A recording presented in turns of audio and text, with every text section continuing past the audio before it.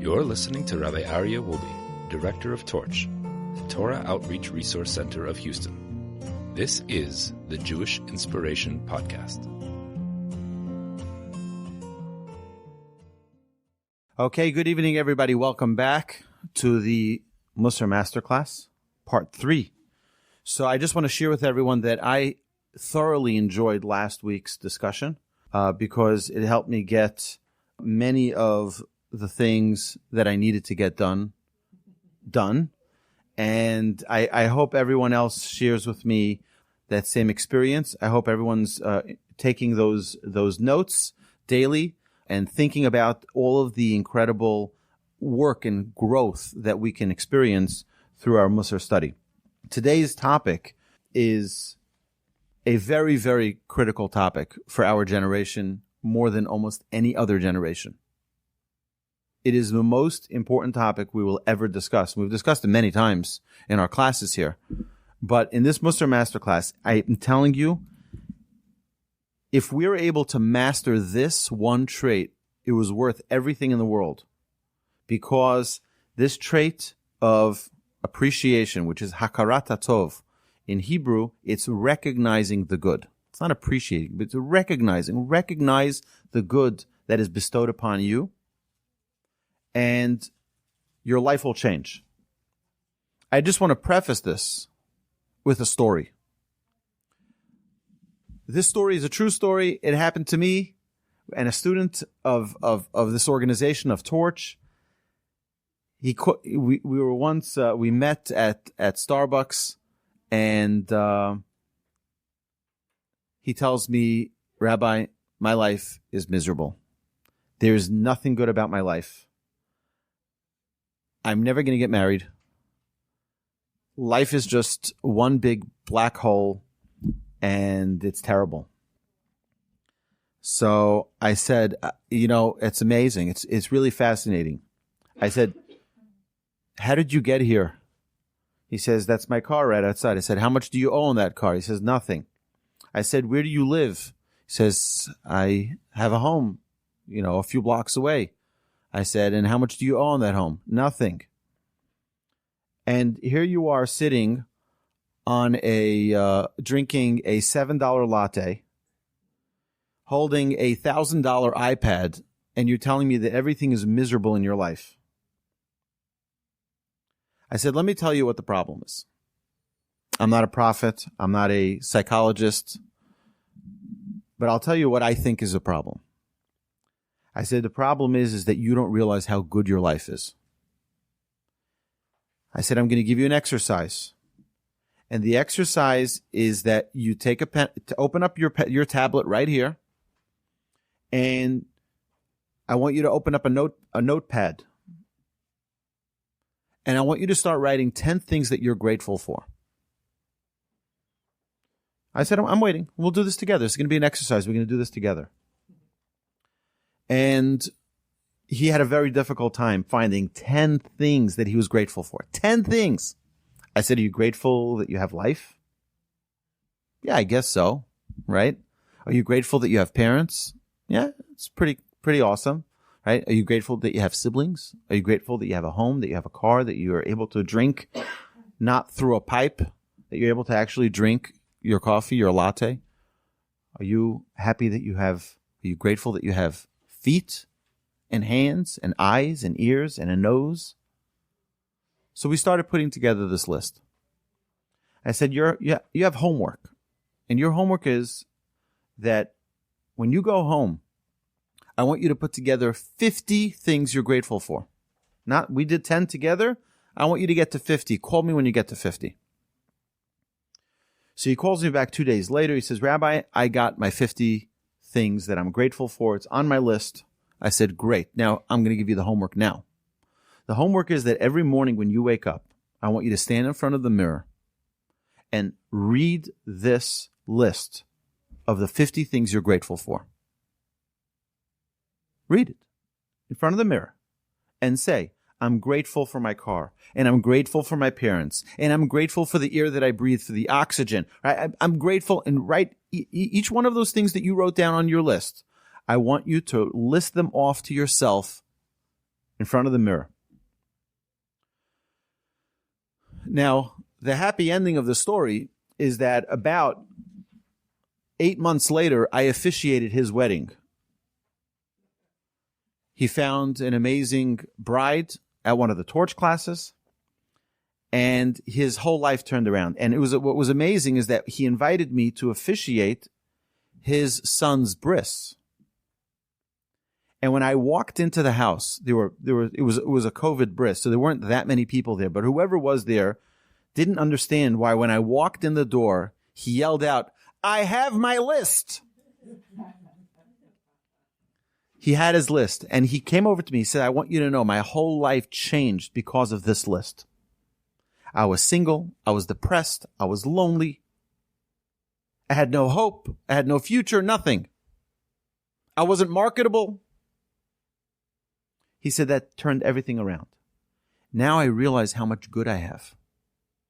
So I want to use this story as an introduction to what it means to be a Jew. Our name as Yehudi, or as Yehudim in plural, comes from the term Yehuda, which means to give thanks, to acknowledge and appreciate the goodness that's bestowed upon you. A Jew opens up his mouth every morning with the first word as Modeh ani lefanecha, which is thank you. I thank you, God. The first words we say every morning is saying thank you.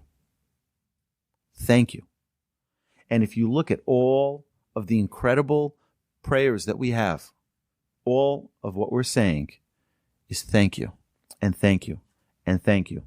And we appreciate the trees and the birds and the flies and the things that are even annoying to us sometimes. We have to thank for them too.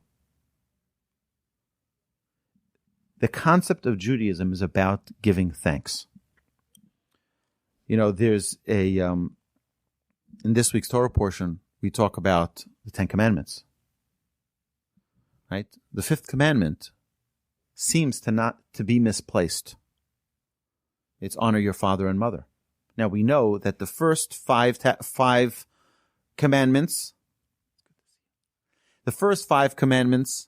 are the mitzvahs between man and God, and the second 5 commandments are mitzvahs between man and man. So why is honor your father and mother on the first side? Why is it in the category of mitzvahs that are between man and God? Our sages tell us that this mitzvah of appreciation or gratitude or recognizing the good is founded in that same mitzvah of honoring your father and mother. Honoring your father, why? Because it's the same exercise you're going to need to do to appreciate and recognize the goodness that God bestows upon you. If you don't have the proper recognition of what your parents do for you, there's no way in the world you'll have an appreciation and recognition for what God does for you. It's a prerequisite. A prerequisite to having a relationship with God is having a basic relationship of appreciation and acknowledgement of what our parents have done for us. And being a parent, we sometimes can get an inkling of an idea of how the children will never realize what it is that we do for them. They don't realize how worried we can be, how much time is invested in thinking about everything they need, all their clothes that they need, all of the food that they need, every single child with their own specific specialty, with their own unique personality. That is the responsibility, the undertaking of parents. And if a child doesn't recognize that, it's very hard for that child, potentially, to recognize the goodness that God bestows upon them. I have some remarkable stories I want to share with you about this trait. But let's first look at last week's Torah portion. 2 weeks ago. So we start with the plagues. And Moses, the first plague is the plague of blood. He's supposed to strike the Nile River and everything's going to turn into blood. Moses says, I can't do it. Why can't he do it? Because this same Nile saved my life. He was placed into the basket and floated on that Nile. He says, the same Nile that saved my life, I can't go ahead and hit it now.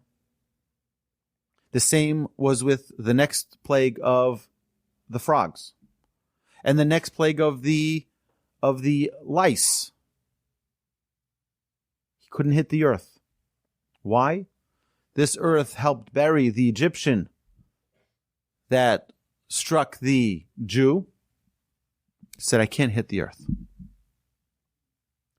But then in this week's Torah portion, the Jewish people are leaving Egypt. And they get to the sea. And it says that they arrived at the sea armed. They arrived at the sea armed. They got arms, they got weapons, they got bows and arrows, they got spears, they got whatever they needed to fight against the Egyptians.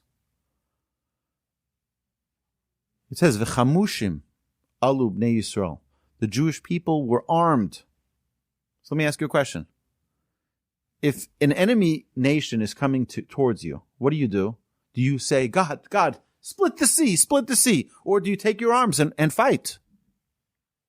The Jewish people didn't fight against the Egyptians, their captors. They were enslaved to the Egyptians for 210 years, and they wouldn't want to fight with them. You know why? Because of this very trait of recognizing the good that you've benefited. A sense of gratitude. What gratitude do the Jews owe the Egyptians? Our sages tell us, when there was a famine throughout the land, no land had food. It was a drought across the globe. The 70 descendants of Jacob descended to Egypt, and the Egyptians welcomed them in. They said, come, we'll give you food. We'll take care of you. We'll feed you. For that appreciation, the Jewish people couldn't fight them now. They needed an alternative miracle. We can't go and stab someone who fed us. We can't go and shoot someone who just fed us. It's a remarkable sense of loyalty. I can't do it. We see so many more examples throughout the Torah. By the way, Yisro, a non-Jew, the Torah is given in his portion, named for him. The Torah portion should be named Moshe, should be named Aaron. It should be named any name, Abraham, Joseph. No portion named for any of our patriarchs or matriarchs, except for Sarah. But you do have a portion named for a convert. For a convert. If you look at Rashi, the first verse of this week's Torah portion, it says, what did he hear about? What excited him about Judaism? It was that story at the sea where he heard the Jewish people were not willing to fight the Egyptians. He says, wow, that's a special people. I need to find out more about these people. We see that Moshe, also in this week's Parsha, Moshe comes, he hears that, the Jewish people, just so we understand what was going on over there, the Jewish people in the desert, they're being protected from all four sides by clouds. Clouds beneath them and clouds above them, so that they don't burn in the desert. And the clouds around them, which is like our sukkah that we sit in on Sukkot. The clouds around them was protecting them from enemy nations, from the elements as well. So you couldn't just walk in and say hello to the Jewish people. You had to sort of knock on those clouds, knock on the door. And they'd say, who are you? And you say, I'm Yisro. All right, Yisro. What are you here for? I'm here for your leader, Moses. So Moses comes out, greets him, and wines and dines him. Why does Moses do that? Well, Moses had appreciation for Yisro. Yisro took him in, gave him his daughter, protected him, stops everything. He's got a big show to run here. Stopped everything so that he can give the proper recognition, to give the proper attention. But I want to tell you an amazing story. There was a great sage. His name was Yisrael Yaakov Kanievsky. You may have heard of Reb Chaim Kanievsky, who was his son, a Torah super scholar, knows every single letter of Torah inside out, exactly where it is. And you can ask him anything. Oh, where does it say that? I'll tell you exactly where it says it. Learns all day. So his father wrote some very, very legendary books. In fact, he was named the Stipler. That was, they named him. That was his name. And the Stipler published books that were distributed no place. They weren't distributed anywhere. You wanted to buy it, you had to go to his house. He didn't have distributors. You had all these bookstores. So what happened to the American Jewry? Jews in America wanted to buy his books, right? He had a distributor, a specific individual, and he was the one who, if you wanted to buy the books in the United States, you'd go to this person's house and he would sell it to you. But then came the industrialized world in the 90s, or in the 80s, whenever it was that, you had mass distribution, you were able to distribute things in stores, and you were able to, technology was picking up. So this guy was suddenly out of business.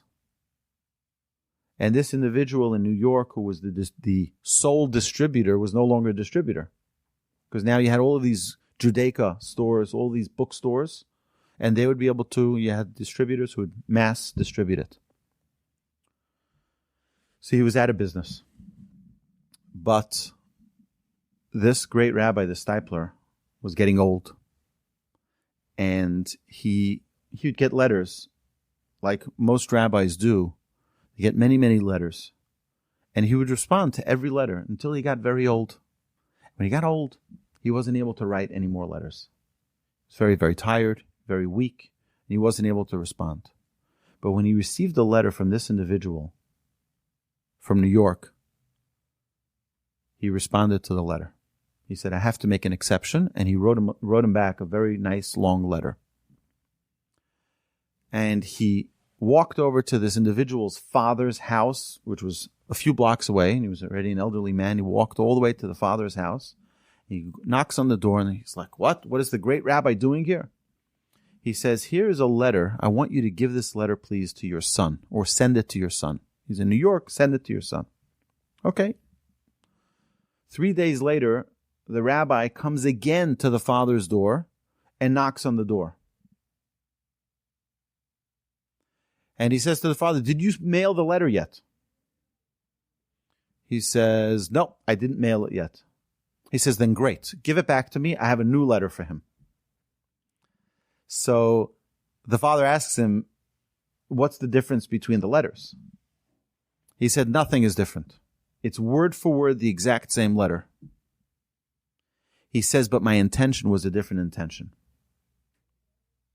He says, the first one, I was just thinking about, I didn't want him to be upset at me that the distribution was taken away from him. I was thinking, he said, but the second letter, which I wrote, the exact same words, was written with a totally different intention. Is because I wanted him to know how much I appreciated everything he's done for me. So I wrote the same letter, but with a totally different intention. I had an intention that it should be a form of gratitude and appreciation for the years that he took care of all of my distribution in the United States. Being careful that it's not just an act, but making sure it's an act for the right intention. It's interesting that we many times think, well, I'm paying the person for it. I have a housekeeper. I pay her, right?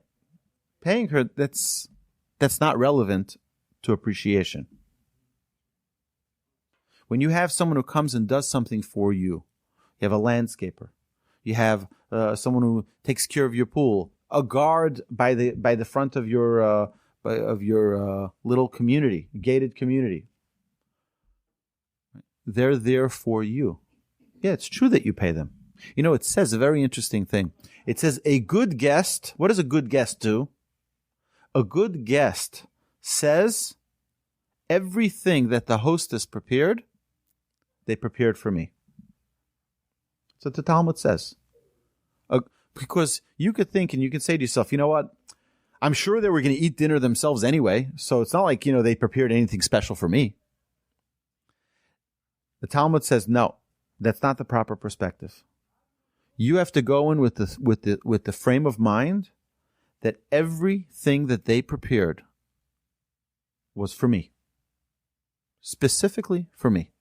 And I want to just share with you on a side note that we've had many, many, many hundreds, if not thousands, of people around our Shabbos table. We've been very blessed to have so many people. And I can tell you that my wife, who is a master hostess, remembers what she served for each time the person came to our house. She remembers, but they didn't like that fish. I'm going to make a different one.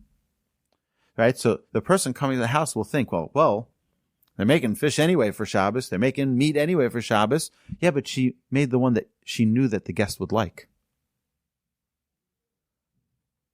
You understand? It's like, I saw it from the other side also, that really, when you have someone coming to visit, you think, okay, what do they like? Right? You're constantly, that's the right way for a guest to think about things.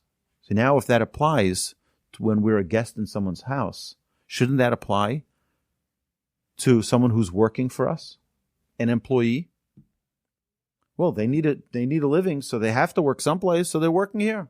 I don't need to thank them. No. A good guest thinks that their hosts prepared everything just for them. We have to realize in our generation that we're living in today, 2022, we're dealing with a struggle. The world is struggling, and especially our young generation is struggling to find meaning. They're struggling to find purpose. They're struggling to find they're dealing with many different depression. They're dealing with a lot of social pressures. This one ingredient can change their entire life. Being grateful and thankful all day. Now, how many times a day do I have to be grateful? So if we look at the laws of brachot, of saying blessings, the halacha tells us, and we learn this from King David, and there's hints to it in the Torah, that we should say 100 blessings a day. 100 blessings a day equals to remembering how grateful you are in about an average of every 7 minutes. If you're up for 16 hours a day, you sleep 8 hours a night, right? Divide that up into 100 blessings. It's about, give or take, 7 minutes. That's how much we need to remind ourselves every 7 minutes how great our life is, how blessed we are. Blessing isn't just something we say, oh, thanks, God, thank you. I just had to pay my dues. No, it's realize how blessed you are. You're about to take a bite into an apple. Realize how blessed you are. Gratitude is not, we shouldn't see gratitude as being a debt we need to pay. Which, by the way, is naturally why people don't like to show gratitude. If you think of children, right? If you hold a lollipop out to a child, and you say, okay, you want the lolly? Say please. They'll say please, but then they run away. Why don't they say thank you? Children, why? Because their emotions are much more raw than ours. The thank you is a debt. It's a debt. They feel it's a debt. And that's not pleasant. So we try to avoid showing our thanks. We try to avoid it. But that's what we need to overcome. We need to overcome it because when we're able to verbalize and speak out our thanks and our gratitude and our appreciation, you know what happens? It brings a whole new level of love into our lives. A relationship that is built on appreciation is a relationship that is madly in love. A relationship that doesn't have proper appreciation and even verbal appreciation. It doesn't have to be that you're expressing it with something, with flowers or with a thank you note, that just with verbalizing it. Right? And if God forbid a relationship doesn't have that, it could be very stressful and very painful. I want to share with you how, not only with human beings, not only with parents, not only with God, but with objects, we need to show our gratitude. My mother went to pay a Shiva call to a Rebbitzin in our community where we grew up in Muncie, Rebbitzin Schwab. Her husband was an unbelievably pious Jew.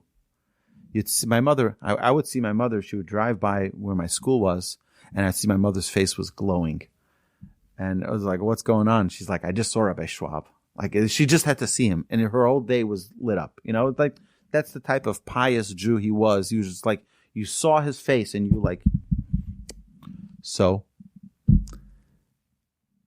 When he passed away, my youngest brother, by the way, is named after him. Mordechai.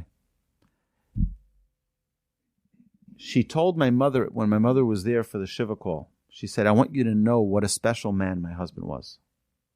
He didn't take anything for granted. She said, even the clothes that he wore, they were worn out. He wore those pants for years. He wore those shirts for years. Just throw them out. No. He would fold them like the day he got them. He would fold them neatly, and he would put it on his bed, and he would brush his hands over the garments, and he would say, thank you for dressing me so nicely. Thank you for keeping me warm. Thank you for taking such good care of me. And he would, every day he would move it further down his bed. When he got to the end of the bed, he would wrap it up nicely, put it into a bag, and throw it in the garbage. Not taking it for granted. What? It's a pair of pants. You'll get another pair of pants. It's not a big deal. It's like, just like, no. It took care of me. I need to acknowledge that. There was a yeshiva. There's a famous picture, actually, of a great rabbi, Rabbi Aryeh. I verified this story yesterday with his great-grandson. Rabbi Aryeh, there's a famous picture of him feeding milk to a cat. He had a bowl that he prepared, and he gave the cat some milk. It's a famous picture. And I never knew the story behind the picture. But what happened is that where his yeshiva was in Rechasim, in northern Israel. There was a terrible problem with mice and with all of the unwanted creatures, So they decided the only way to solve all of these issues in the yeshiva was to bring in a cat. They brought a cat into the yeshiva, and the cat put things in order. There were no more mice, right? There are no more rodents. Gone. Okay, so now that they were gone, it's time to get rid of the cat. He said, no, this cat took care of us, right? We have to show our gratitude. And that's when he was giving him the milk, and that's the famous picture that I've seen so many times over my life. I never knew the story behind that picture. But that's why he was showing his students, you need to show proper gratitude. We need to show proper appreciation. And how many times do we have to wait for something to go wrong for us to suddenly realize how good we had it?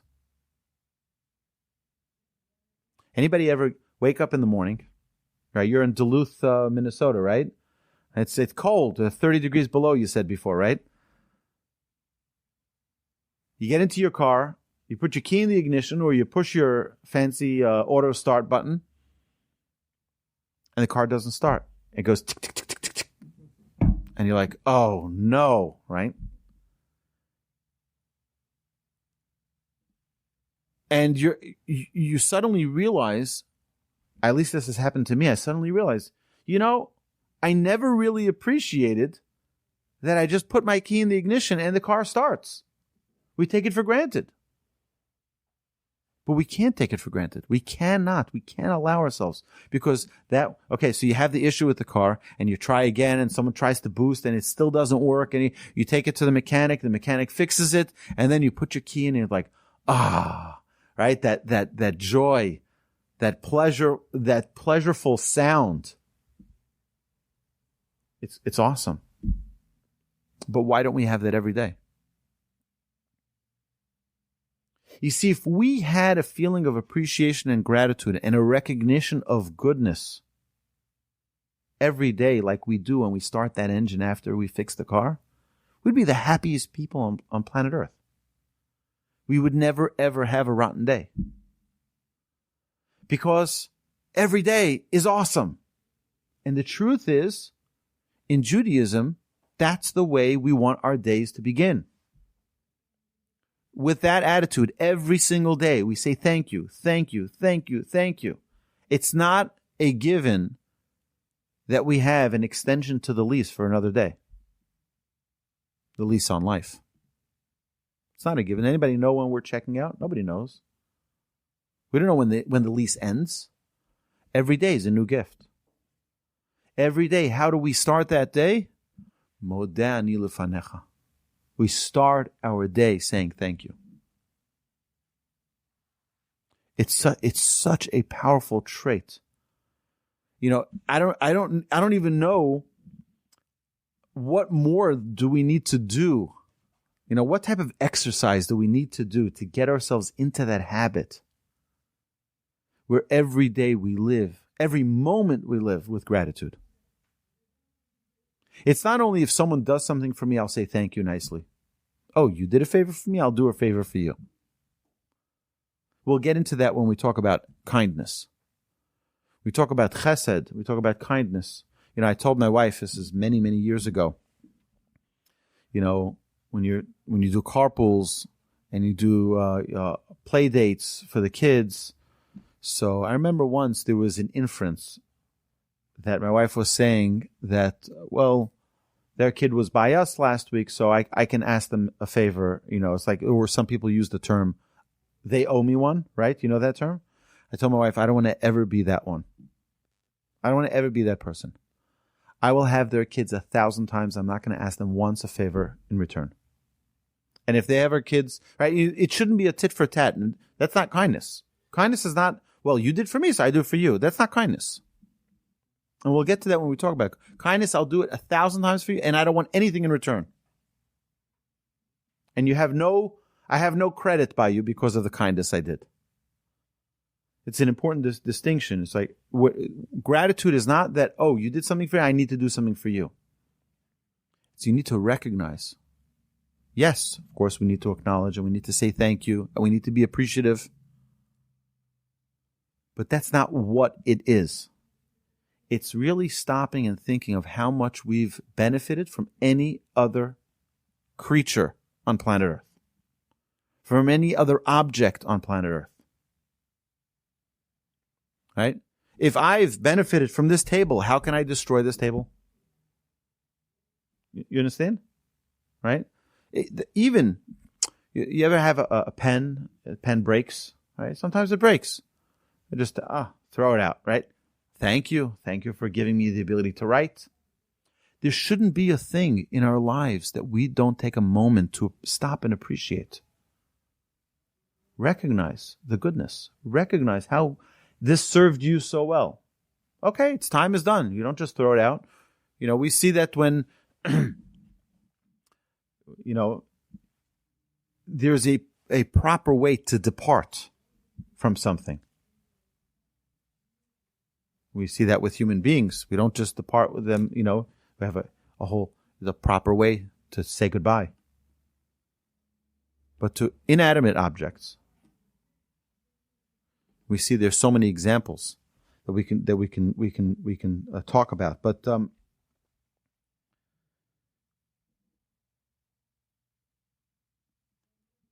in Deuteronomy 23, verse 8, it says, "Do not reject the Egyptians."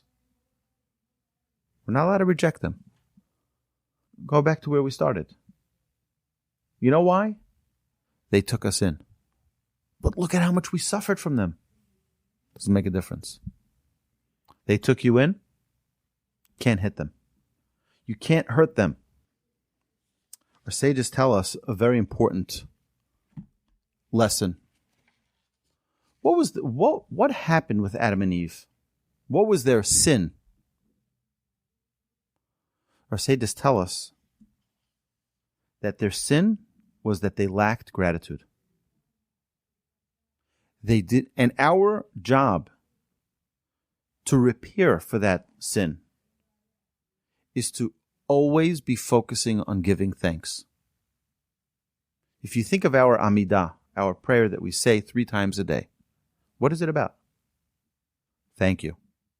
Thank you. Thank you. And then we also ask for things. Thank you for giving wisdom to mankind.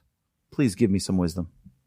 Thank you for giving forgiveness for our sins. Please forgive me. Etc., etc. Thank you for giving healing. Please heal us. But it starts with giving a thanks. You understand? It's in every area of life, we need to constantly repair that mistake of Adam and Eve, where they lacked in giving gratitude appropriately. So what appreciation essentially does is draws people closer. When someone shows gratitude, it brings a love between people. It brings a friendship between people.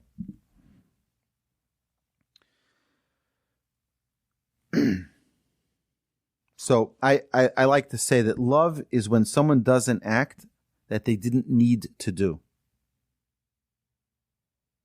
When someone does something they didn't need to do, that's a sign of love. What's the difference between a luxury and a necessity? A necessity you can't live without.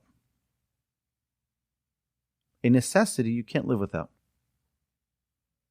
Bread and water. What's a luxury? Right? A luxury you don't need. You can live without a luxury. So why do you have a luxury? That's net love. All love. Do you want to hear what the Talmud says about this? The most remarkable blessing we have after we eat fruits, not of the 7 kinds of special species, but you eat an apple. There's a blessing you say after you eat an apple. If you eat chicken, meat, it's a beautiful blessing. Very, very short blessing.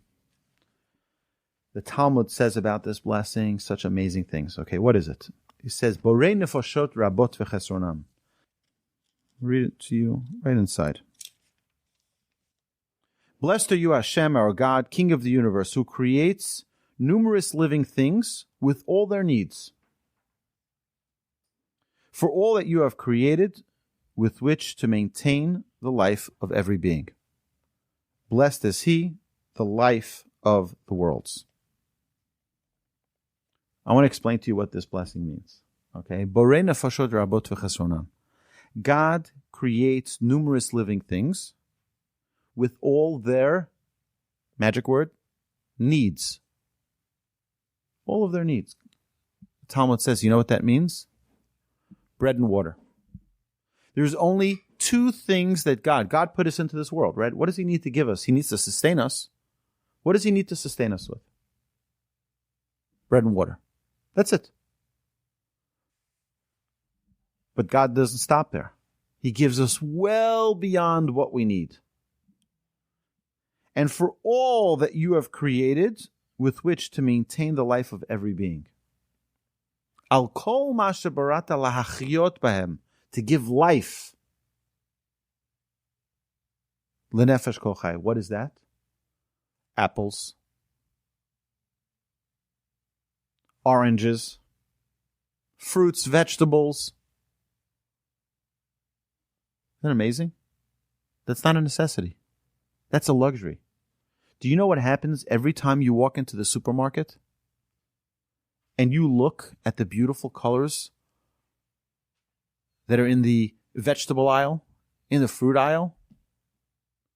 That's one big I love you note from God. Where God is telling you, I love you. Because he did not need to give that to you.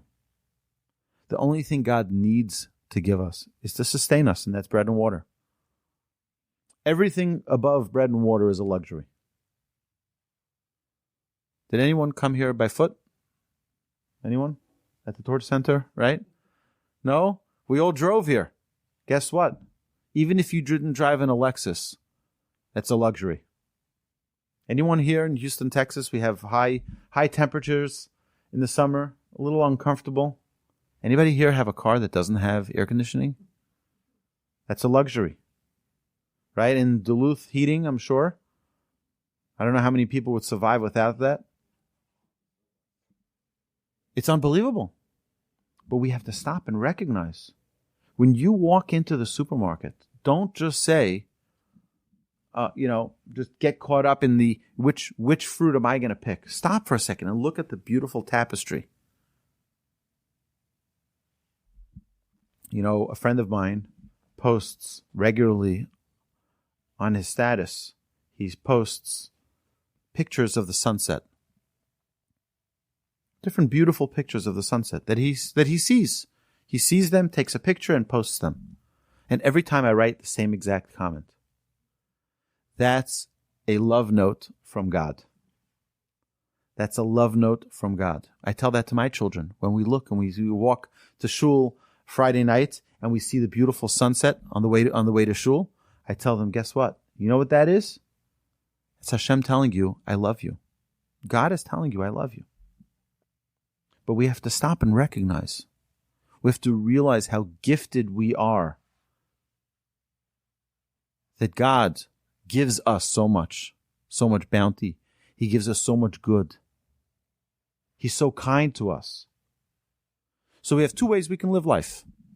We can live life in oblivion and be miserable that we never have enough. Or we can realize what we really were supposed to get, which is bread and water. And everything above that is a great day.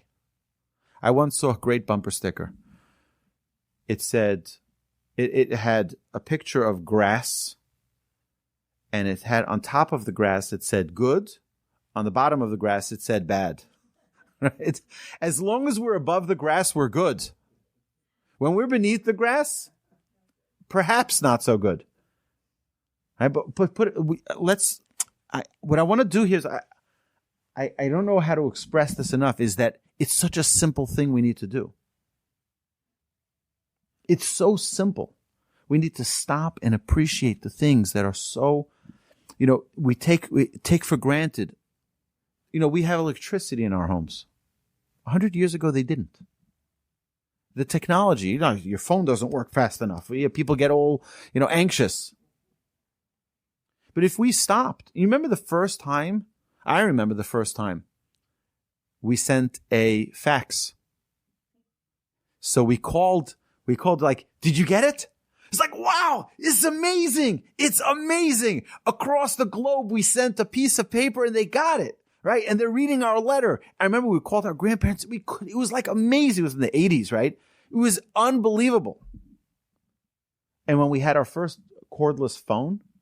Remember that? And you pulled out this long antenna, right? And you're like, oh, I got a new cordless phone. I can walk all around the house. Oh, 1 second. I'm walking too far. I got to walk back closer to the, right?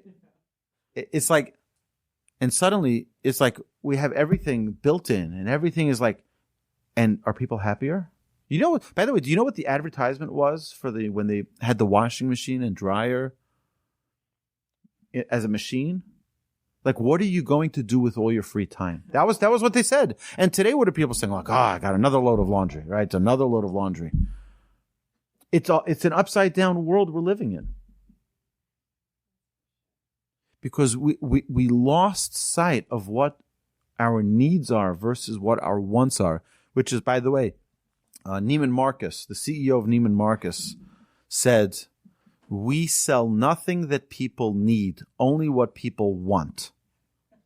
Right? The entire superstore, right? It's all about what people want, nothing that people need. That means that entire store is luxury. You can live your entire life without walking into Neiman Marcus, and you won't be missing a thing. No, but it's true, right? It's not pleasant. I know. Okay, we have okay. Just give her the credit card and she'll be fine, okay? But this is really, it's a very important thing for us to constantly remember and instill in us every single day. We have to be grateful. We have so much good. And the minute we take our sight off how good we have it and how gifted we are, we start feeling sad, perhaps depressed. We start feeling anxious. But I want this, but I want that, but how am I going to do it? Right? Stop. Let's get back to the basics. Let's thank God for everything that we have. Make that list. And if it's a list of 10 things, it's a good beginning. There should be 1,000 things on that list. Did anybody ever thank God for having a left shoulder? Well, I'll tell you. I was once rounding second base on a baseball field, and I slipped on a wet field, and I fractured my left shoulder.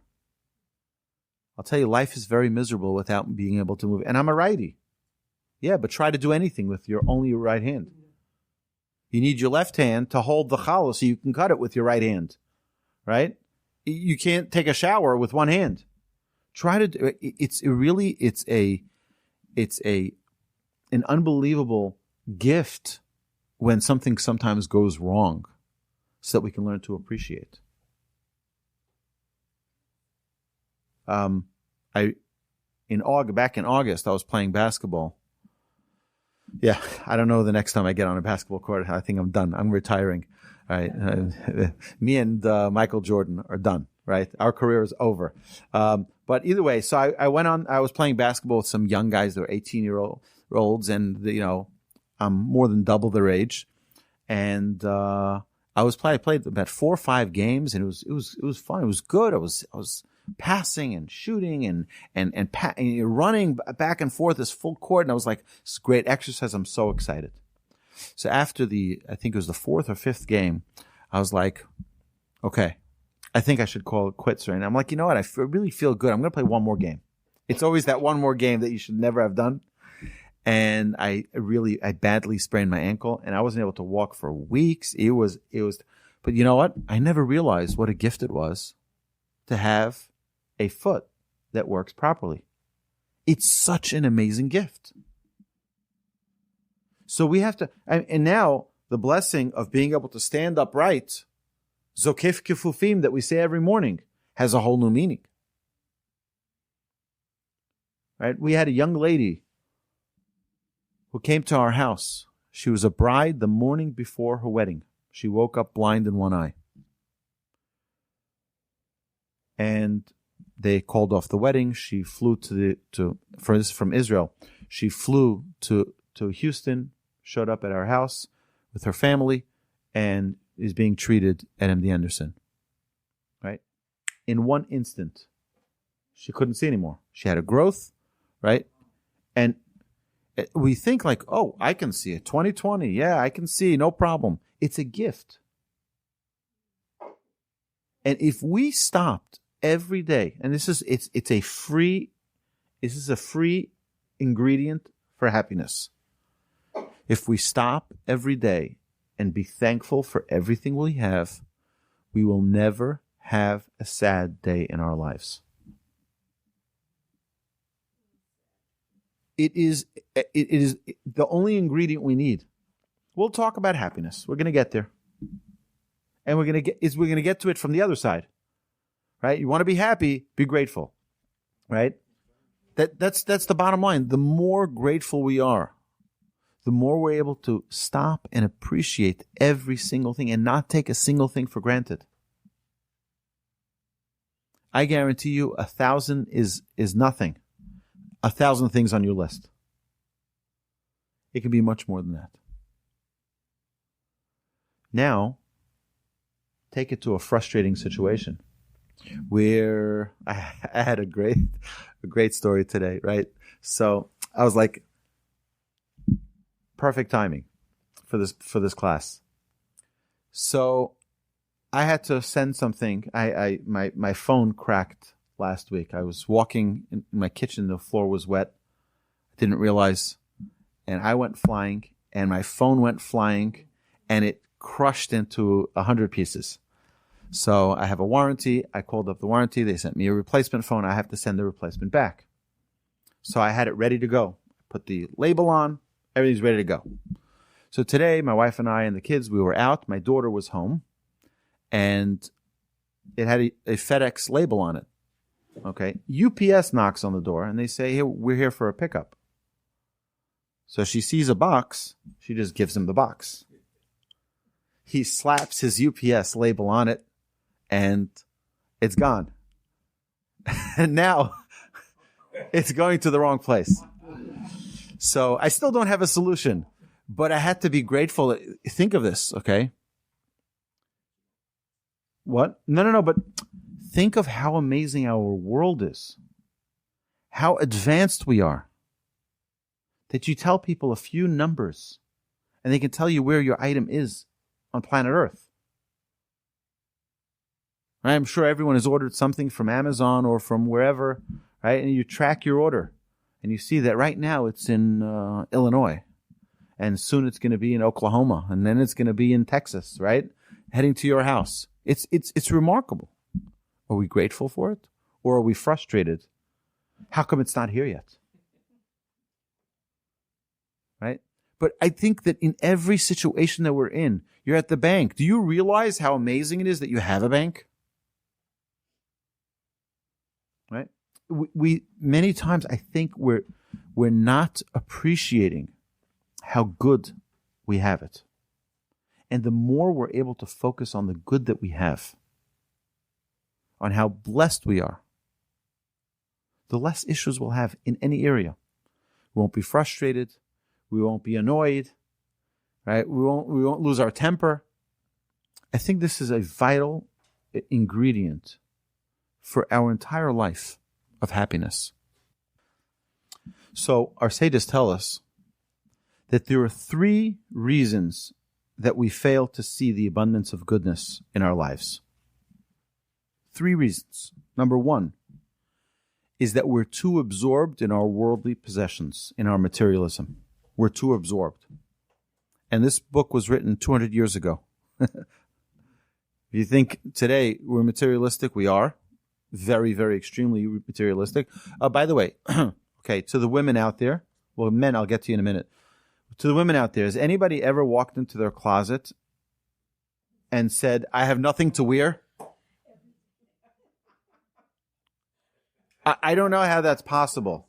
I don't know how that's possible. I walked into my daughter's closet. I'm like, "You have nothing to wear. Really? Why don't you take any of these 200 things or any, right?" It's like, I don't understand. Or however many there are. I don't know. But I didn't count. But it's like, I have nothing to wear. It's like, we're too absorbed as human beings, right? Remember, we mentioned this previously. We spoke last week about alacrity, by getting things done.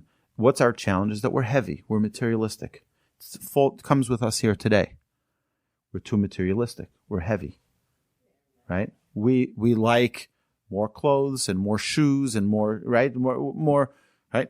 And the more we have, the more we want, not necessarily the happier we are.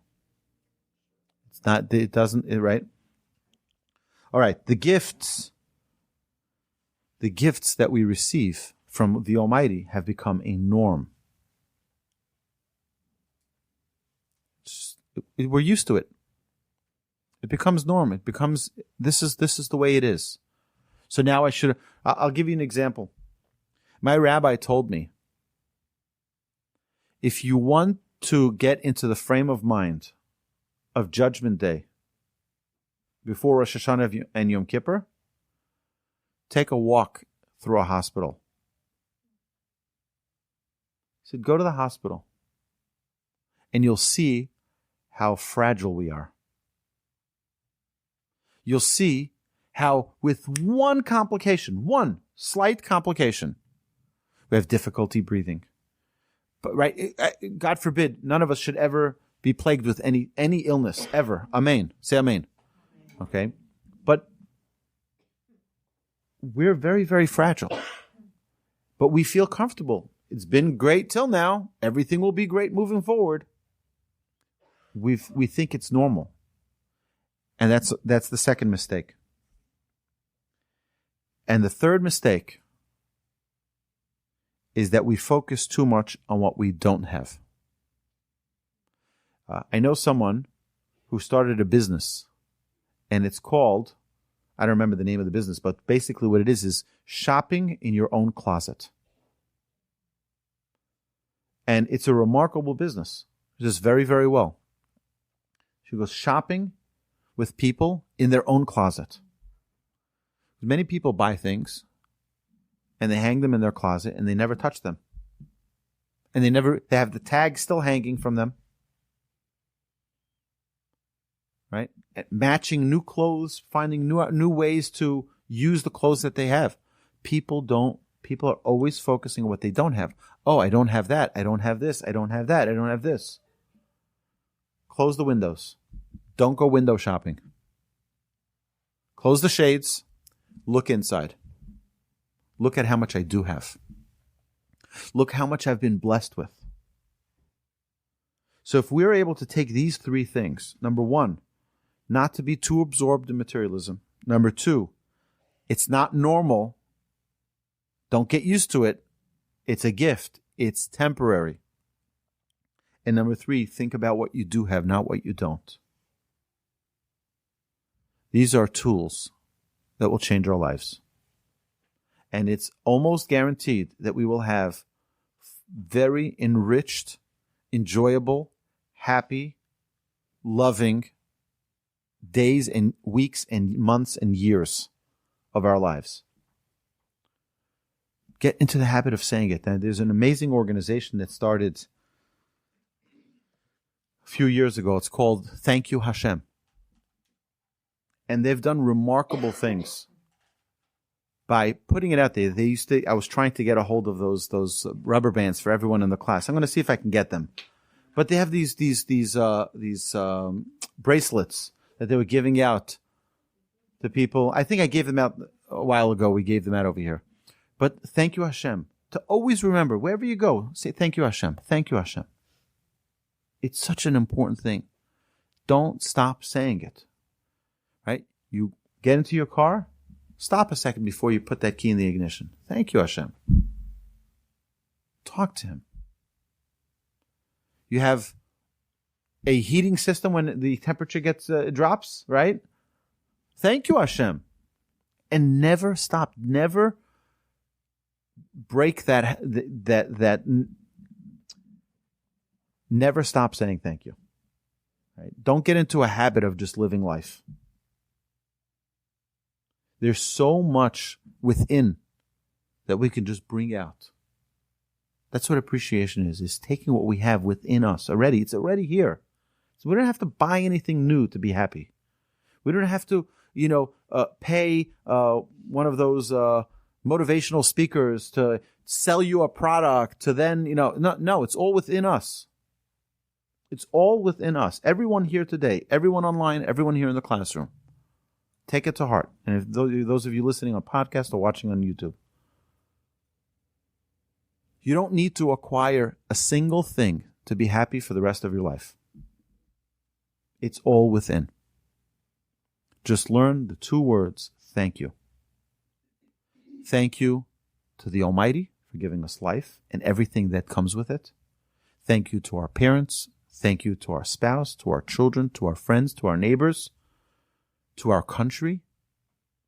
Do you know, I remember my rabbi once said this, he said, do you know what people would pay to have an American passport? Do you know what people would pay? You know what people would do? Right? We may not remember what it's like in a third world country if you haven't been or if you haven't visited. People would pay anything in the world to have the freedoms we have. That's something we also need to be grateful for. You can get on an airplane and just fly to Israel. Right? Moses couldn't do that. You have to be grateful. My dear friends, I appreciate that all of you are here tonight. I appreciate that we were able to have this class. I appreciate this microphone and this camera, that we're able to see so many beautiful faces. Here, I'll scan through so I can see everyone. Hello, everyone. Hello, hello. Oh, wow. And I'm grateful that we're able to talk and learn together and to grow, hopefully, together. So have a terrific evening. Please take out your journal and make your summary. What is this trait? Mark yourself. How are you with being grateful for the things you have? And then set yourself a goal for this week of what we're going to do differently in becoming a person who's living an enriched life filled with gratitude. My dear friends, thank you so much. Have a terrific evening.